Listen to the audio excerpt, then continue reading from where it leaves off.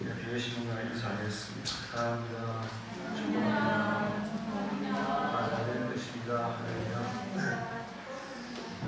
오늘은 제가 마음이 아주 든든합니다. 그런가 하면 우리 지원이가 해병대로 갔었는데 휴가를 왔어요. 몸이 더 좋아진 것 같아요. 그래, 지원이 몸이 불덩이 같은데 오늘 내가 만져보니까 쇠 같아 이제.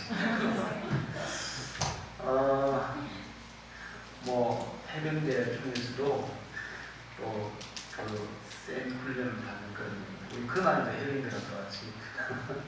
해병대가 그게 아닌데요. 그래서 지원이 군대 생활 건강하게 즐겁게 잘 하도록 기도를 많이 해주세요. 지원아, 여기가 선대야. 그날 해병대.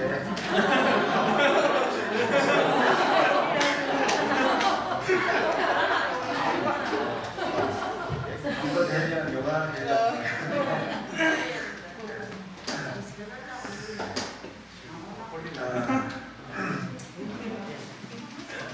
요즘 우리나라가 군사력이 세계 6위예요.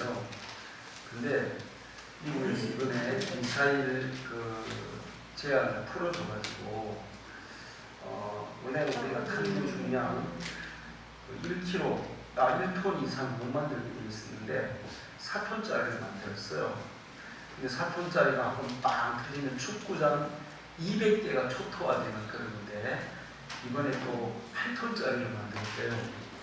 그러면 이거는 이제 핵무기하고 똑같은 급이에요. 핵무기 폭발하는 거하고 똑같은데 우리는 핵을 못 만드니까 대신에 탄두 중량을 늘려가지고 핵폭탄급으로 지금 만들고 있어요. 미사일이 북한이 뭐 계속 시험을 하는데 사실 우리는 북한보다 더 많이 발전했죠, 미사일이.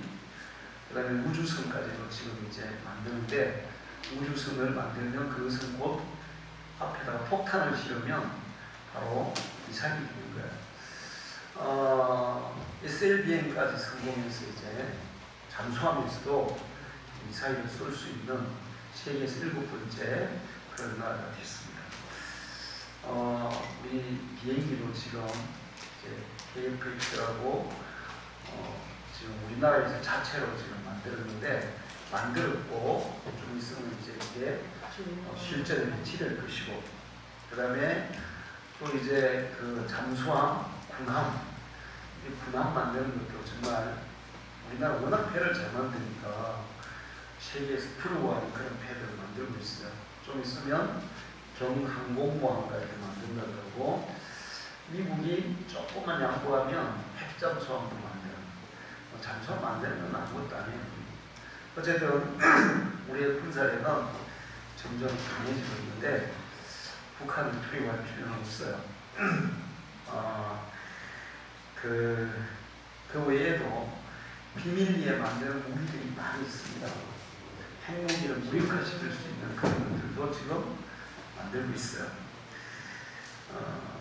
불안해하지 말고, 또 우리 해병대 우리 갔다 온 친구들 그러니까 육군도 세계 최강이다. 그래서 마음이 아주 든든합니다. 할렐루야. 네. 하나님은 약속하시는 분이에요. 약속하시고 그 약속한 것을 반드시 지키시는 분입니다. 그래서 하나님을 신실하신 하나님이라고 말씀해요.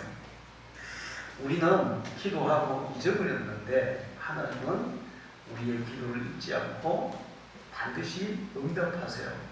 때로는 1년 후에, 10년 후에, 50년 후에라고 우리는 기도하고 잊어버렸는데도 불구하고 하나님은 잊지 않고 우리의 기도를 응답해 주십니다. 때로는 우리가 지나가는 소리로 무심코 얘기를 했는데 하나님은 그것도 귀담아 들으시고 이루어 주시는 그런 분이에요. 너의 작은 신음에도 응답하시는, 하나님은 우리의 작은 신음에까지 응답하세요. 신실하신, 반드시 약속을 지키시는 그런 하나님이세요. 신명기 7장 9절을 보면 그런 점들은 알라, 오직 네 하나님 여호와는 하나님이시오 신실하신 하나님이시라. 그를 사랑하고 그의 계명을 지키는 자에게는 천대까지 그 언약을 이행하시며 인애를 베푸시되. 하나님은 천대까지도, 자손의 천대까지도 약속하신 것들을 반드시 지킨다고 말씀하고 있어요. 이사야 14장 24절에 만군의 여호와께서 맹세하여 이르시되 내가 생각한 것이 반드시 되며 내가 경영한 것을 반드시 이루리라. 하나님은 약속하신 것, 계획하신 것은 반드시 이루시는 분입니다. 그런데 이 하나님의 약속에는 두 가지가 있어요. 하나는 아무 조건 없는 일방적으로 하나님이 이루어주겠다는 약속이에요. 창세기 13장 14절에 15절을 보면 롯이 아브라함을 떠난 후에 여호와께서 아브라함에게 이르시되 너는 눈을 들어 네 있는 곳에서 남쪽, 북쪽과 남쪽 그리고 동쪽과 서쪽을 바라보라. 보이는 땅을 내가 너와 네 자손에게 주리니 영원히 이르리라. 아무 조건이 없어요. 그냥 아브라함에게 내가 네 후손을 축복하겠다.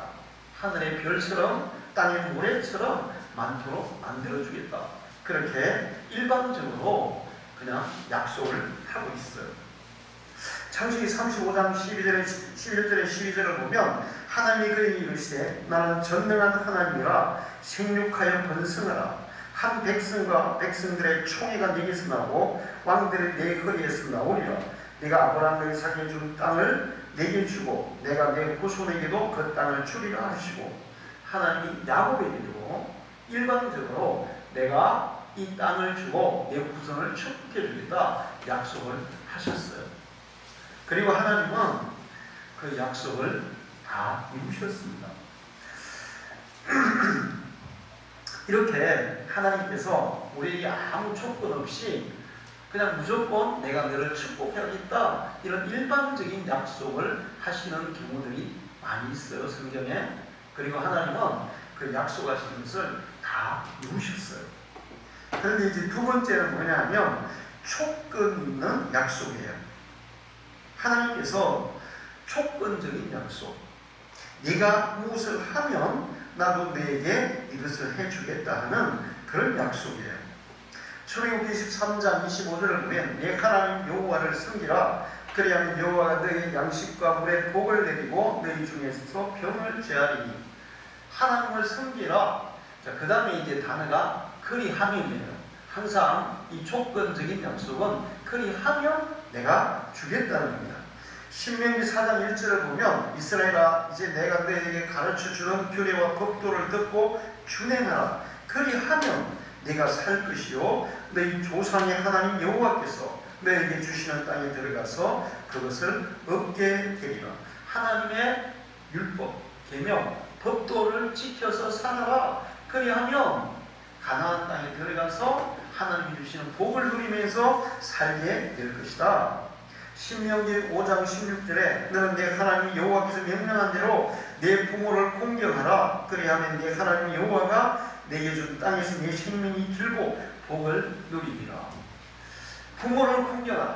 그리하면 네가 장수하고 복을 누릴 것이다. 자, 이렇게 하나님께서 앞에 조건을 제시하고 그 조건을 네가 충족시키면 내가 너에게 복을 내리겠다. 이런 조건적인 약속. 이렇게 약속에 두 가지가 있어요. 그런데 이 땅에 사는 동안에 하나님이 주시는 축복에 대해서는 대체로 다 조건이 달려 있습니다. 네가 이것을 하면, 이렇게 하면, 그러면 내가 너에게 복을 부어주겠다. 그렇게 약속을 하시고 있어요. 우리는 하나님을 섬기면서 우리가 해야 할 일이 있습니다. 우리가 해야 할 그 일을 성실하게 또 신실하게 수행할 때 하나님도 신실하게 그 약속대로 우리에게 복을 내려주시는 거예요.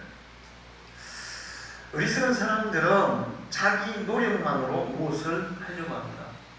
물론 그리스도인들도 많이 노력해야 돼요. 열심히 노력해야 돼요. 그런데 우리는 우리의 노력으로 하는 게 아니라 하나님의 은혜로, 하나님의 축복으로 무엇을 이루게 되는 줄로 믿으시기를 축원합니다.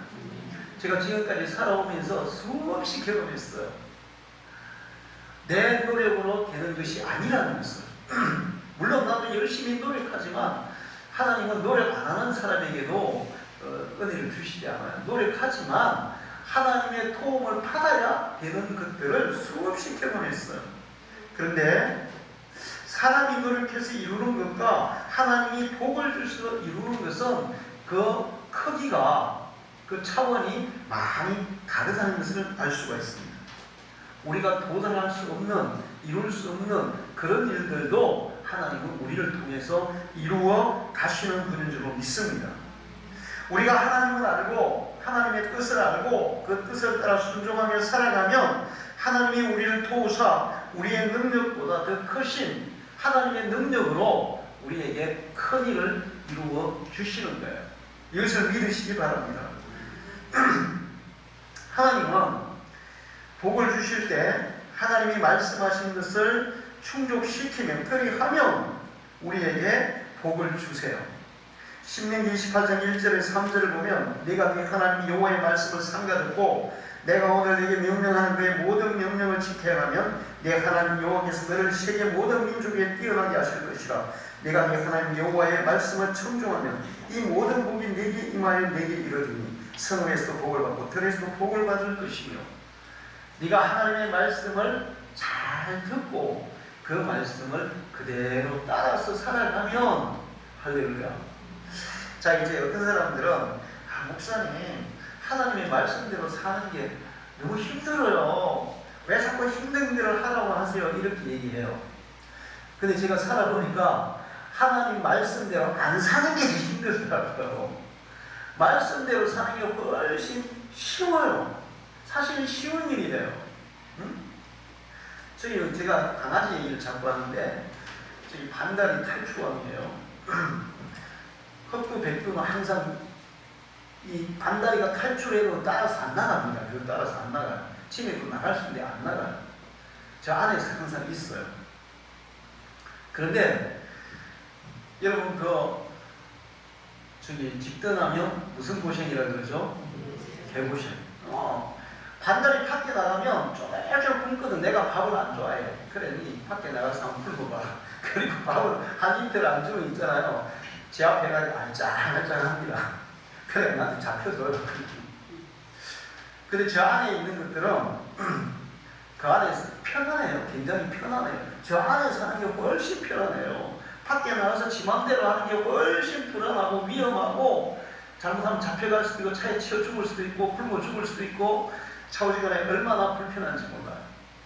우리가 하나님의 말씀대로 사는 것이 훨씬 더 편안한 삶이라는 것을 아시고 평안한 삶이라는 것을 아시기를 축원합니다.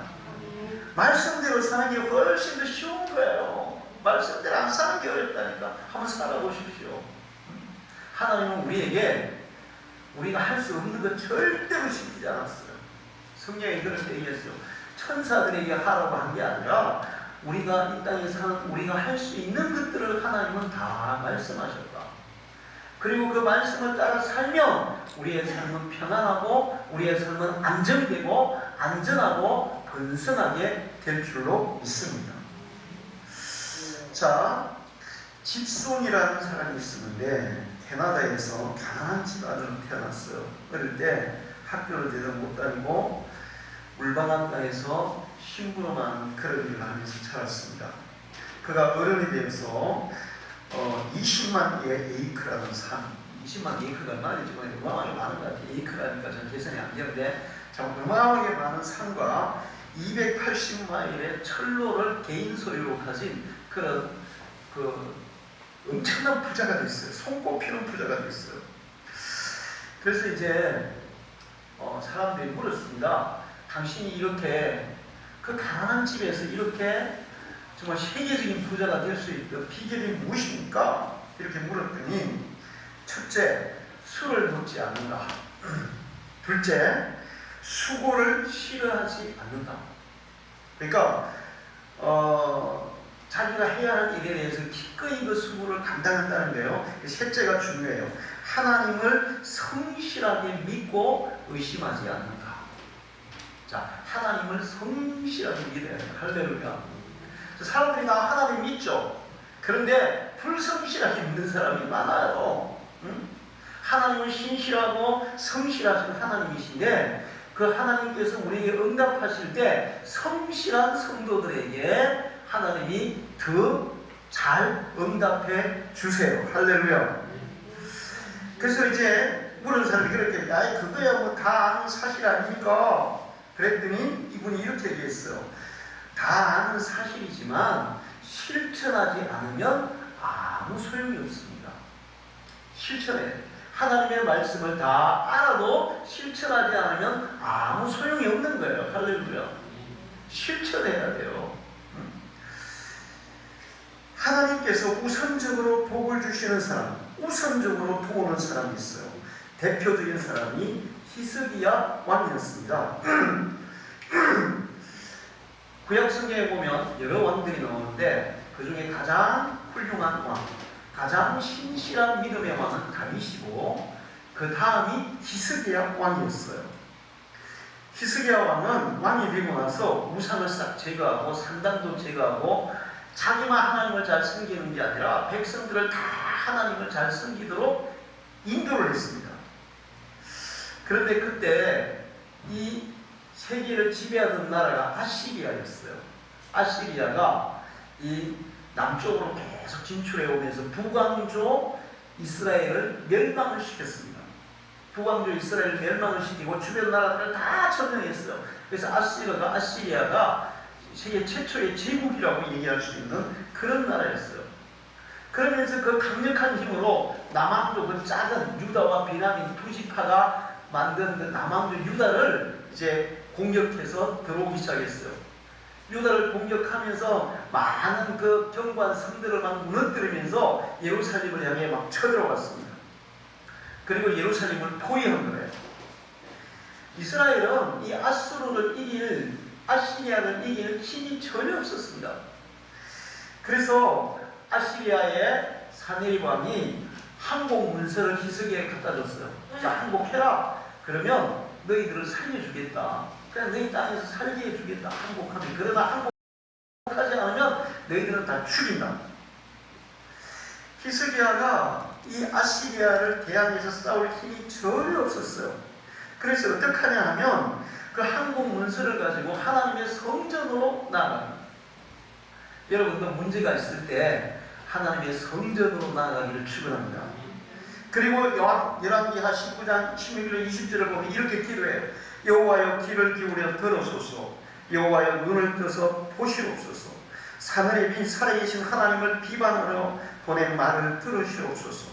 여호와여 아수르의 여러 왕이 과연 여러 민족과 그들의 땅을 황폐하게 하고 또 그들의 신들을 불에 던져 싸우니 이는 그들의 신이 아니요 사람의 손으로 만든 것 곧 나무와 돌뿐이므로 멸하였나이다. 우리 하나님 여호와여 원하건대 이제 우리를 그의 손에서 구원하시옵소서. 그래 하시는 천하 만국의 주 여호와가 홀로 하나님이신 줄 알리이다 하니라. 아모스의 아들 이사야가 히스기야에게 보내기를 이스라엘 하나님 여호와의 말씀이 내가 아수르 왕 사네립 때문에 내게 기도하는 것을 내가 들었노라 하셨나이다. 할렐루야. 히스기야가 자기는 성전으로 가서 기도하고 백성들의 이는 다 같이 한 마음으로 하나님께 기도하라고 해요. 아수르 왕이 뭐라고 조롱했냐면 내가 많은 신들을 섬기는 나라들을 다 점령했어. 그리고 북왕조까지 점령했어. 너희들 하나님이 도와줄 수가 없어. 그리고 아수르가 믿는 신을 이긴 신들이 없다니까. 그러니까 항복해. 이렇게 얘기하는 거예요. 그래서 히스기야가 하나님 맞아요. 아수르가 점령한 나라의 신들은 다 돌이나 나무로 만든 우상에 불과해요. 그러나 하나님은 살아계신 하나님, 이 우주 만물을 주관하시는 만군의 하나님이 아니십니까? 그러니까 이스라엘을 구원해 주십시오. 그렇게 기도했더니 하나님께서 이사야 선지자에게 야 히스기야가 걱정하지 말라고 그래라.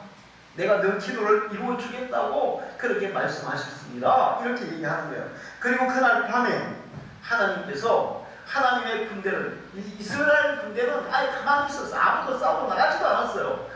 하나님의 군대를 동원해서 아수르의 18만 5천 대군이 다 시체로 되었습니다. 다 죽었어요. 그리고 하나님을 모독하고 제 이스라엘 백성들에게 온갖 나쁜 말을 했던 사내립은 결국 도망쳐서 본국으로 돌아갔는데 자기 아들이 사내립이 얘기했잖아요. 아수르의 신만큼 위대한 신이 어디 있냐?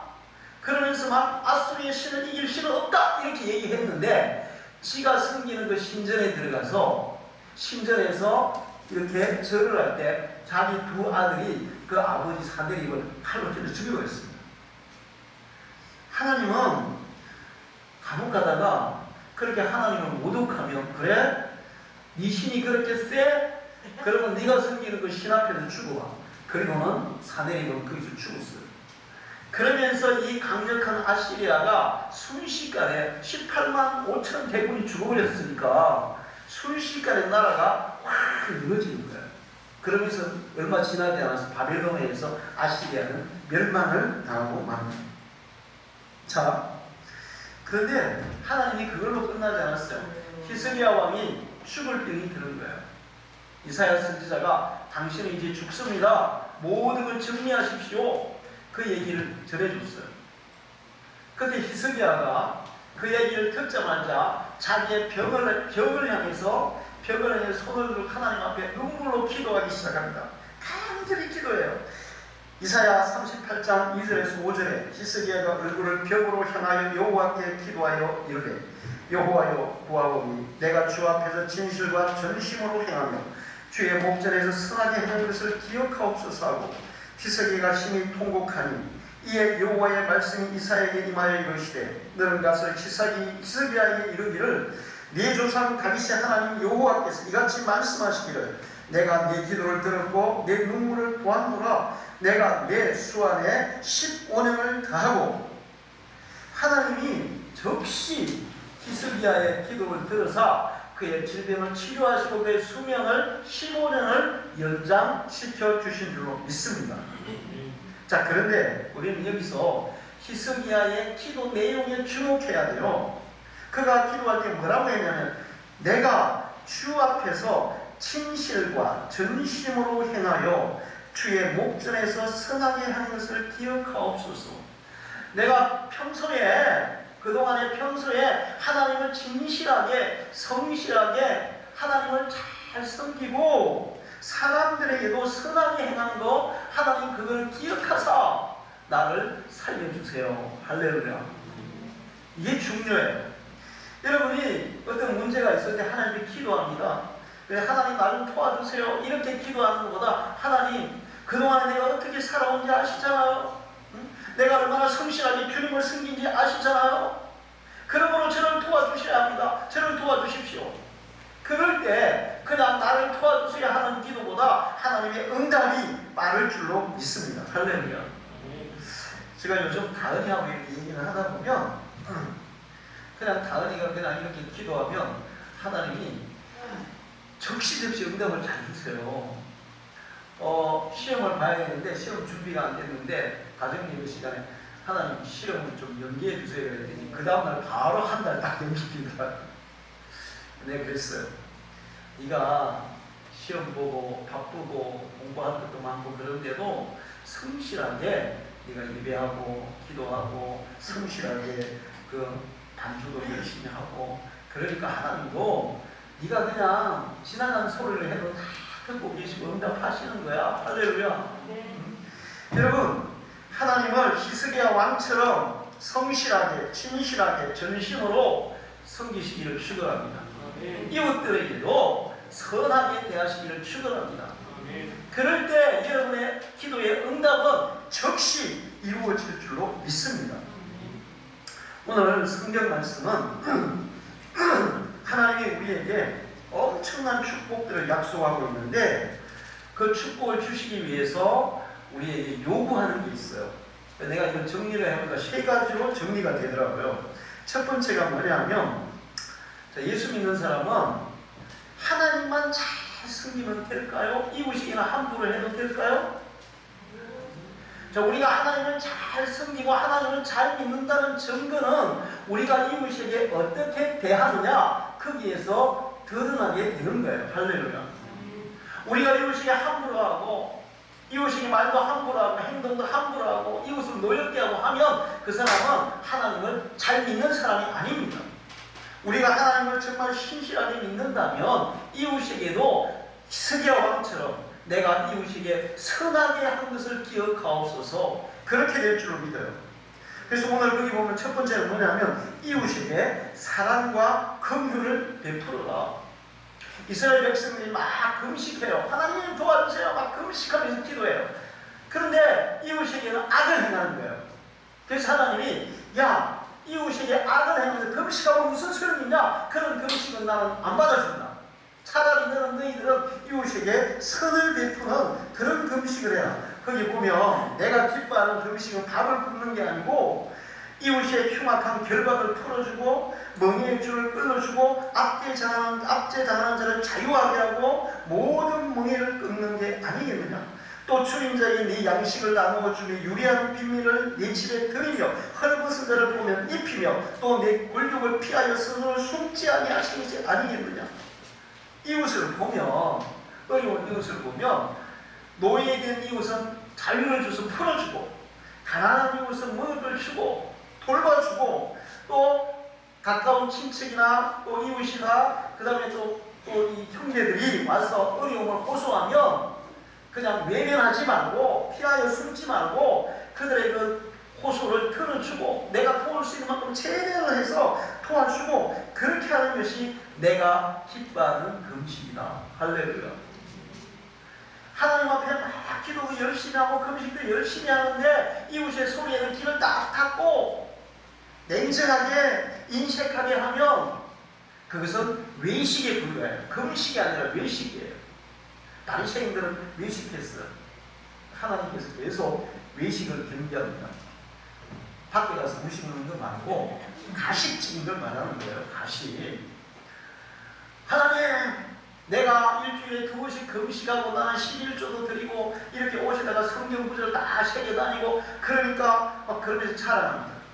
예수님이 이 가식쟁이다, 이 외식하는 자다, 그렇게 책망하셨어요. 그러면서 실제적으로 이웃에게는 악을 행하는 거예요. 겉으로 막 하나님 잘 섬기는 척 하면서 사람들에게 악을 행하는 거예요. 그런 신앙을 가식이라고, 외식이라고 얘기하는 거예요. 우리가 하나님께서 주시는 복을 받으려면 이웃에게 긍휼을 베풀고 사랑을 베풀고 도움을 베풀고 그렇게 해야 될 줄로 믿습니다. 여러분 주위에 어려움이 있는 분들을 보면 외면하지 말고 도울 수만 있으면 열심히 도우면서 살아가기를 축원합니다. 그렇게 하면 하나님께서 얘기해요. 그렇게 하면 네가 이웃에게 선을 베풀면 내 빛이 새벽같이 비칠 것이며 내 치유가 급속할 것이며 내 공의가 네 앞에서 행하 여호와의 영광이 네 뒤에서 호위하리니 내가 부를 때에 나 여호와가 응답하겠고 내가 부르짖을 때에는 내가 여기 있다 하리라. 할렐루야. 하나님께서 그런 자의 기도를 들어주신다는 거예요. 이웃이 나에게 막 어려움을 호소하고 있는데 외면하고 귀를 닫고 관심을 안 두면 우리가 하나님 앞에 호소할 때도 하나님이 안 들으신다는 거예요. 여러분의 이웃의 호소와 여러분의 이웃의 아픔과 고통을 외면하지 말고 응답하기를 축원합니다. 그럴 때 내가 부를 때 내가 응답하고 네가 부를 때에는 내가 여기 있다. 하나님이 우리의 기도도 응답해 주신다고 말씀하고 있어요. 어떤 가구점에 점원이 있었는데 하루는 이제 초겨울인데 비가 오고 있었어요. 어떤 할머니가 가구점 앞에서 비를 맞으면서 왔다 갔다 막 하고 있는 거예요. 이 가구점 점원이 굉장히 친절한 사람이었어요. 문 열고 나가서 할머니 추운데 안으로 들어오셔서 여기서 기다리십시오. 그러면서 이제 난로가루 갖다 앉히고 그리고 이제 차를 타서 따뜻하게 한 잔 드시면서 기다리시라고 누구를 기다리시는 것 같은데 그렇게 하라고 했어요. 그래서 할머니가 안에 들어와서 차를 마시면서 나무에 앉아있는데 좀 있다 보니까 아주 고급시 대단히 한 대 딱 오더만은 어떤 신사가 내려서 물을 찾는 거예요. 그래서 이 전문이 나와가지고 혹시 누구를 찾으십니까? 그랬더니 어떤 노인이 여기 혹시 앞에 있지 않았습니까?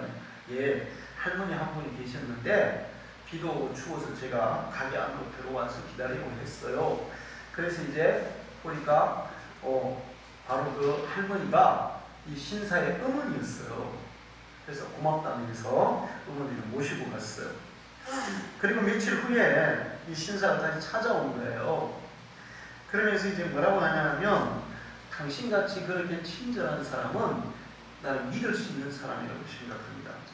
그래서 우리 회사의 지사가 런던에 다시 지사를 세웠는데 지사에 많은 가구가 필요한데 당신 가게에서 그 가구를 다 넣고 싶어요. 당신 가게에서 가구를 넣어주세요. 이러는 거예요.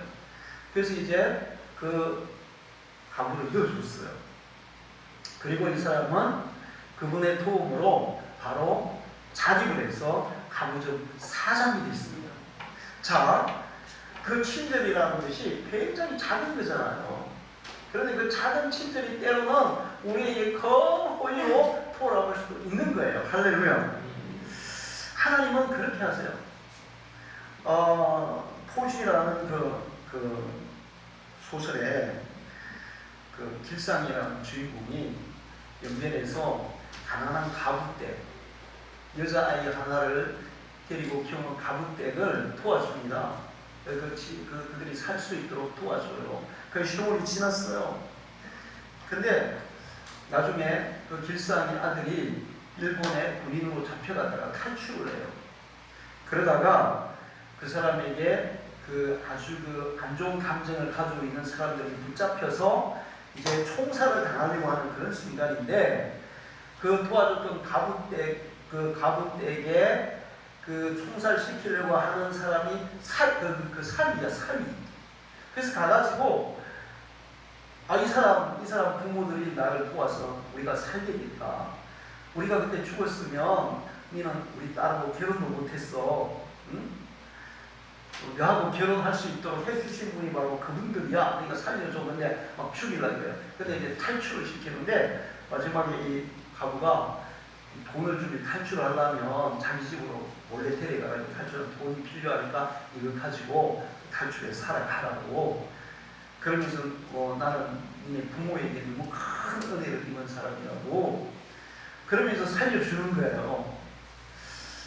제가 어릴 때 우리 삼촌이 6.25 때 공산당에게 막 쫓겼어요. 근데 공산당들을 보면 북한 사람도 있지만 남한 사람도 있잖아요. 지역 사람도 있잖아요. 근데 우리 삼촌이 17살인가 그랬대요. 근데 이제 그 공산당이 막 쫓아가지고 막 도망을 갔는데 이제 뭐 공산당 그 사람들이 전부 다 막 산에서 살잖아요. 그러니까 다 빨라요. 도망가다 도저히 도망을 못 가겠는 거야. 근데 그 당시에 우리 마을에는 이 국군이 불을 지르는 거야. 국군이 불을 지르는 공산당 포고를 한다고. 근데 본 마을은 다 타고 또랑 건너편에 있는 마을은 안 타는 거예요. 조금만 탄 거예요. 그래서 도망치다가 또랑 건너편 마을로 도망갔어요. 그리고는 어떤 이제 약간 불이 좀 꺼진 집에 들어갔더니 그 아주머니가 자기를 안으로 들어오라고 했어. 그리고는 이 아주머니가 진짜 이제 지혜로운 거예요. 이게 막 숯을 이렇게 막 그 있잖아요. 젤을 갖다가 얼굴에 막 바르고 그리고 이불 속에 이렇게 수건 부르고 누워있는 거예요. 그래가지고 이불 속에 누워 있었어. 그랬더니 공산당이 쫓아와가지고 이제 그 집으로 혹시 도망쳐 오지 않았냐고 들어온 거예요. 그런데 진짜 하나님이 살려주신 건데 그 삼촌을 잘 아는 여자 지역 공산당이 있었어. 근데 이 사람이 안 들어오고 북한에서 내려온 공산당이 들어온 거야. 근데 사람이 하나 누워있는데 누구냐고 우리 남편이 불 끄다가 화상을 입어가지고 누워있다 그랬어요. 공산당은 뭐 얼굴을 모르니까 그러냐고. 그리고 나가서 우리 삼촌이 사는 거예요. 그러면서 그 마을에서의 어떤 그런 살아가면서 자기가 사람들에게 했던 그런 행동들이 결과적으로 자기를 살리게 했다 이런 얘기를 했어요. 평소에 그 사람하고 사이가 안 좋았으면 어떻게 했겠어요? 그냥 죽거나 말거나 내버려뒀겠죠. 어떤 사람이 눕혀놓고도 안 왔어요. 그러면서 자꾸 이렇게 할 거야. 안 왔어요. 안 왔어요. 자, 작은 친절들이 하나님의 큰 복을 불러오는 도구도 된다는 사실을 기억하시기를 축원합니다. 그 다음에 두 번째는 이웃에게 선한 말을 하며 이웃의 마음을 위로하라 그렇게 말하고 있어요.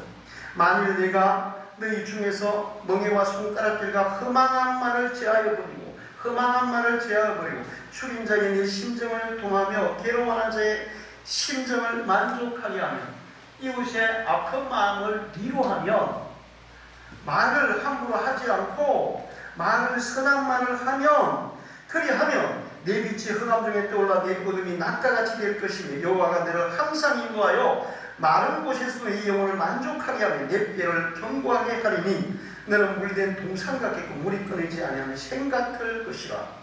하나님의 축복이 막 어마어마합니다. 그리스도인들은 선한 말을 해야 될 줄 믿습니다. 그리고 이웃의 아픈 마음을 위로하는 여러분이 되시기를 축원합니다. 사람들은 어떤 사람을 가장 좋아하는지 아세요? 자기 마음을 알아주는 사람이야. 할렐루야. 알아주는 사람. 누가 무슨 말을 하면 말이 안 되는 소리를 해도 그 사람은 지금 괴로워서 하는 얘기니까 그냥 그러냐고.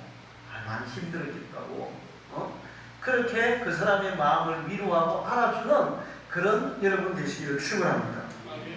그러면 하나님께서 지금 여기 두 가지는 다 하나님이 아닌 이웃에게 다른 사람들에게 하라는 거예요. 그리스도인들은 하나님께도 잘해야 되지만 이웃에게도 잘 해야 될 줄로 믿습니다. 그리고 이제 마지막으로 마지막으로 그렇게 말씀해 13절 14절에 만일 안식일에 네 발을 금하여 내 생일에 오락을 행하지 아니하고 안식일을 겨우 즐거운 날에 여호와의 생일을 존귀한 날이라 이걸 존귀히 여기고 내 길로 행하지 아니하며 네 오락을 구하지 아니하며 사설로만 하지 아니하며 안식일을 기억하여 거룩하게 지키라고 말씀하고 있어요. 할렐루야. 사람들에게도 선하게 하고 하나님께도 신실하게 하나님께 예배하는 시간들을 소중히 여기고 그 시간들을 신실하게 지켜라. 그리하면 14절 내가 여호와의 안에서 즐거움을 얻을 것이라. 내가 너를 땅의 높은 곳에 올리고 내 조상 야곱의 업으로 기르리라. 하나님께서 안식일을 신실하게 지키면 신실하게 지키는 게 중요해요. 내 시간, 내 오락, 내가 하고 싶은 거 그걸 하지 않고 안식일을 지키는데 그게 하나님이 요구하시는 대로 그렇게 신실하게 안식일에서 주일을 지키면 복을 주시는데 우리를 높이 올리신다는 거예요. 할렐루야. 그리고 야곱의 업은 뭡니까? 야곱은 이 땅에서 엄청난 축복을 많이 받았는데 그 중에 하나는 자녀를 많이 낳아 또 하나는 물질의 거부가 된 것 그리고 이스라엘이라는 민족의 조상이 된 거예요. 할렐루야. 야곱의 업은 그렇게 엄청난 축복인데 하나님 앞에 그렇게 신실하게 우리가 예배하는 시간에 하나님께 신실하게 예배를 드리고 하나님을 섬기면 그렇게 엄청난 복으로 주신다는 거예요. 우리가 하나님께 드리는 게 많습니까? 하나님께서 우리에게 주는 게 많습니까? 주는 게 훨씬 많아요. 여러분은 작은 걸 드리지만 하나님은 큰 것을 생각지도 못하는 엄청난 축복을 우리에게 주시는 분인 줄 믿습니다. 근데 사람들이 왜 있어요? 그 작은 거를 안 드려. 그래서 큰 거를 못 받아. 여러분 작은 거 드리고 큰 거 받아 누리기를 축원합니다. 하나님께서 우리를 필요로 하실 때, 우리를 자신의 도구로 필요로 하실 때 여러분은 여러분의 몸과 시간을 하나님께 내어 드리기를 축원합니다. 그러면 하나님도 여러분이 필요로 할 때 언제든지 여러분을 찾아오실 줄 믿습니다. 여러분 많은 분들이 그런 간증을 해요. 자기가 어떤 위기의 순간에 기도했는데 자기가 항상 기도하는 그 시간에 하나님이 나를 찾아오셔서 나를 도우시더라. 여러분이 기도하는 그 시간에 여러분이 하나님의 도움을 필요로 할 때 하나님도 우리가 하나님을 찾던 그 시간에 우리를 찾아오신다고 말씀하고 있어요. 신앙생활을 잘했나 못했나 이것은 시간이 지나면 이제 분별이 되는데, 하나님의 도우심을 받는 사람, 받지 못하는 사람, 하나님을 성실하게 섬기는 사람들의 기도는 지나가면서 하는 기도도 다 들어주신다고 했어요.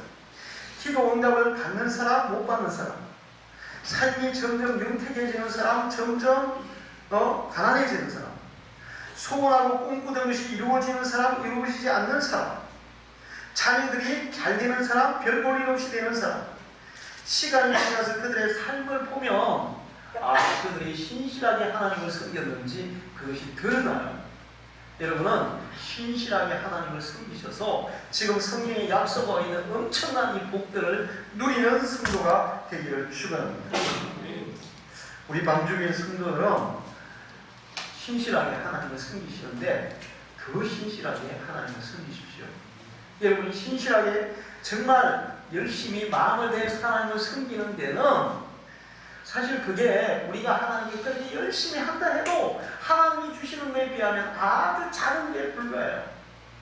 그거를 잘 하셔서 히스기야처럼 응답받으시고, 또 여러분이 하나님 앞에 부를 때마다, 하나님의 도움을 구할 때마다 즉시 하나님이 여러분이 응답하시는 그런 복을 누리면서 살아가기를 축원합니다.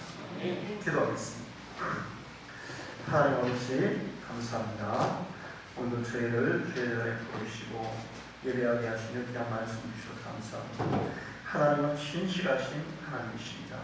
응답하시는 하나님이십니다. 우리가 신실하고 성실하게 마음을 다해 하나님을 섬기고 하나님의 말씀을 따라 살아갈 때, 이웃에게도 선을 행하며 살아갈 때 하나님은 정말 놀라운 축복을 약속해 주시고 그 약속대로 이루어 주시는 줄로 믿습니다.